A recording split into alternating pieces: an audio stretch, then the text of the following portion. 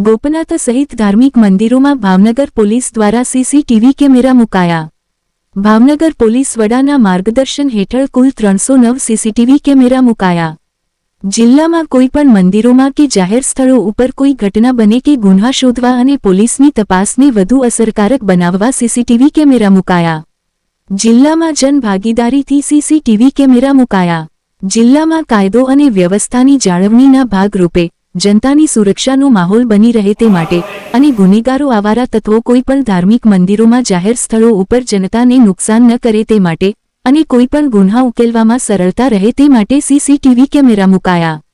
Advance ટેકનોલોજીનો ઉપયોગ કરવાના ભાગરૂપે આજે સીસીટીવી કેમેરા સ્થાપિત કરાયા, જેમાં ગોપનાથ મહાદેવ મંદિર, સોનગઢ મહાદેવ મંદિર નજીક, મહુવા પિંગલેશ્વર મહાદેવ મંદિર, તત્કાલેશ્વર મહાદેવ માઢિયા, નાના ગોપનાથ, અલંગ સહિત મંદિરોમાં, નગરપાલિકા વિસ્તારમાં, ઔદ્યોગિક વિસ્તારમાં, ગ્રામ્ય વિસ્તારોમાં પ્રવેશ દ્વારા બહાર નીકળવાના માર્ગ પર સહિત જગ્યાએ જિલ્લામાં ભાવનગર પોલીસ દ્વારા સીસીટીવી કેમેરા મુકાયા। પોલીસ દ્વારા સીધું સુપ્રીમ વિઝન થશે। સીસીટીવી કેમેરાના આધારે આરોપીને તાત્કાલિક ઓળખ અને વાહનોની અવરજવર સહિત હિલચાલ પર તપાસના ભાગરૂપે કાર્યરત રહેશે।